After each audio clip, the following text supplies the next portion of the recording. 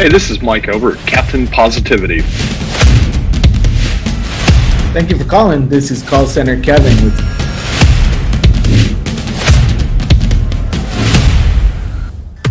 Hey everybody, this is Mike over at Captain Positivity with the Outsourcing guys, and I've got Call Center Kevin.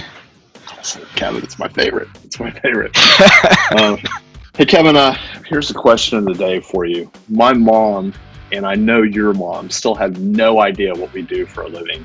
So I was going to see if we could throw out the topic today of what is outsourcing. Hopefully we can finally debunk this myth. That would be great.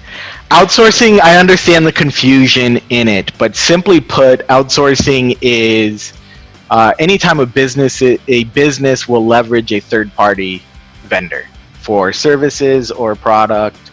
That's the very simple answer. Now within that, there's a lot of different ways that we'll touch on, and I think you're going to talk about one of the ways of project-based outsourcing. Well, I'll do the project-based one. Yep. So customers do come to us or come to companies looking for a particular task or project to get completed or done, and they utilize the resources that that company has available to them. And that could be a short period of time. It could be a week, it could be a day, it could be a month. But there's usually a pretty defined, hey, I've got 10,000 records. I need these records to be called. That's a example of a project-based outsourcing project. Yeah. So basically anything that doesn't make sense for a company to hire somebody full-time, right? You know, it can be a reoccurring thing for a couple hours a week or once a year, once a month, type of thing. Right. Yep. So, what's another type of outsourcing? The other type of outsourcing is more of my favorite, is the full-time employment model, where basically firms like ours or others out there will, the businesses can leverage our HR arm in a way where we do all the recruitment, all of the employment relations and onboarding and hiring and everything. Yet the employee, once hired, functions as an employee of our customer or the customer out there. Advantages for companies to do that is, again, you don't have to worry about housing. You don't have to worry about the housing in the office, that is, although nowadays that might be the same in some places.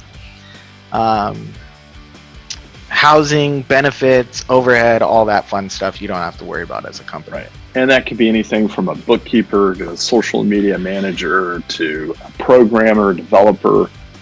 So any type of particular skill set that a company might be looking for, they could hire that person from an outsourcing company like ours. And then we also had some companies that put people on retainers. Can you talk a little bit more about that, Kev? Retainers may be more call center Kevin. That's kind of a misleading name when you're talking about outsourcing because that's only one aspect of it. It's true. But that's where I got started. Anyways, the retainer-based outsourcing, that's more reoccurring.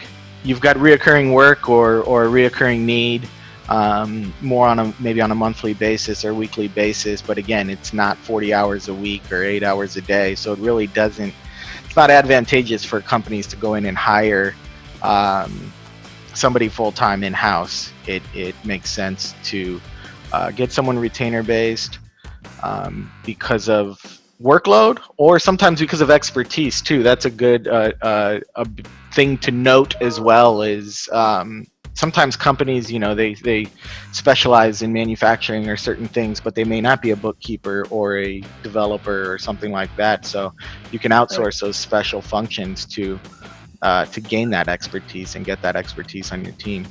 Yep, sounds great. Yep. Hopefully now our moms will understand exactly what our company does. I feel like for 10 years I've had this conversation at every Thanksgiving and I still have to address it. So we'll see. At least they have a video now to go back to when we're not there. Exactly. So, well, thanks, Kevin. Appreciate it. We are the Outsourcing Guys. Visit us at theoutsourcingguys.com or 032outsourcing.com. Got it. Thanks, Mike. Thank you.